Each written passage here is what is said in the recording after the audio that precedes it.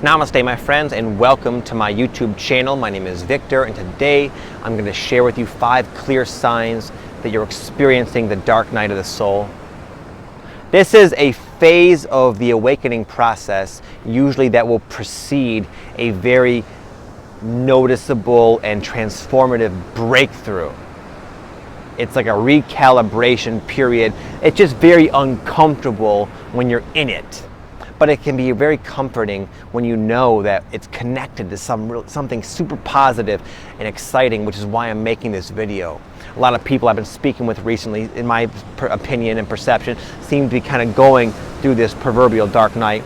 So I want to kind of give you guys some comfort to know that it's, again, you're not losing your mind. You're not just going to be doomed to a life of depression. It's a temporary phase that comes before something very exciting and positive. Sign number 1, you'll find that life seems to paint you into a corner where you can't really do anything. You're forced to be idle by the universe. Maybe the power's out at your job, so you can't go to work and distract yourself. And maybe your TV's not working, or maybe you catch the flu or something, and you're forced just to sit there and do nothing.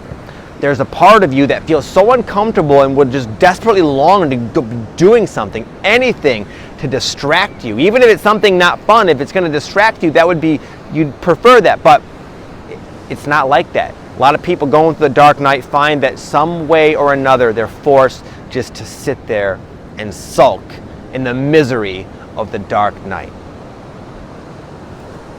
Number 2 is you might find that you're emotionally flat. Meaning you just can't you can't secrete the emotion of joy in your body for the life of you. Old activities and just different pastimes that you maybe in the past could predictably have fun doing, they just aren't doing it for you. You're just, in an obvious way, you're losing interest. And even if you try it, it's just there's not that connection anymore, and you feel like you're in this void and there's nothing you can do to feel happier. But again, that's the whole point. It's a dark night. You're not supposed to feel happy. You're supposed to process and recalibrate yourself. It's a temporary state of being. So if you find that stuff from the past is not working, then just let it go and just be. Number 3 is usually during this time you'll have nothing to look forward to. When we have a vacation to look forward to, or a new job, or some kind of a concert or something, we can escape. We can escape the present moment. But the dark night of the soul, one of the things that makes it so dark is it forces you to be with the accumulation of your baggage. So you have a sufficient motivation to transcend and deal with it. If you were able to escape from it in the future, then the dark night would not really be serving its purpose. So if that's the case, it doesn't mean there aren't good things ahead. It just means that currently whatever good things that might lie ahead for you or are in the mail are going to not be available to you. A lot of times after the dark night, all these things will just spring into your life all at once, and you look and it's like, oh my goodness, I can't believe I was stressing so much because, just in like 20 minutes, I got a phone call, I got a letter in the mail, my buddy stopped by, and all these awesome things are happening. But in the dark night, you can seem like there's just nothing to look forward to. There's no light at the end of the tunnel. But that's not true. Number 4 is that on top of all of that, on top of feeling this really uncomfortable emotional state of being, there's just nothing going for you. It seems like life is kind of not going your way. So on top of having nothing to look forward to, feeling miserable, having no ability whatsoever to escape from it, there are problems stacking up in your life. Random bills, flat tires, the air conditioning's gone out and it's 110 degrees and you're living in Las Vegas and it's like, oh my goodness. We're just like, ugh.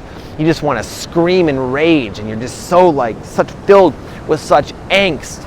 It's, ugh. Number 5, at least if you're anything like me, when all this was going wrong for me, so I thought at the time, I was in a desperate state of seeking seeking information, seeking YouTube videos, trying to find an answer, a solution, a reason why I'm this way. But the seeking is in vain. It's a futile endeavor. There's no peace. What you're looking for will not be acquired out there. And the seeking is going to lead absolutely nowhere. In fact, what it will lead to is another problem, another feeling of like having burnt yourself out and stressed yourself out and just kind of lost yourself out there in the seeking. But the whole premise, the reason it's all like that, I can see now having gone through it, it's all these situations are leading you to yourself, leading you inside. We are good at looking outside of ourselves when we don't feel good. The dark night is forcing you to shine a bright light at all your faults. And when you're forced to look at yourself and forced to feel those emotions you've been carrying around your entire life, it sucks. It's miserable. It's a dark night. They call it the dark night for a reason. But it's a necessary phase. It will breed, again, a very natural, authentic desire to transcend all of that which you are so presently maybe suffering with. So hang in there. The dark night does come to an end, and just like a butterfly pushing on that dark, weird, annoying cocoon that it's stuck in there, it's in darkness, right? It's struggling, it's probably sweating in there. All it knows itself is as a caterpillar, some weird thing that can't even really move very fast, and it's just pushing, and all of a sudden there's a break, the light pops in, and boom, it busts out of that cocoon and emerges something it never knew it could possibly be, a butterfly. And now it's free to fly around.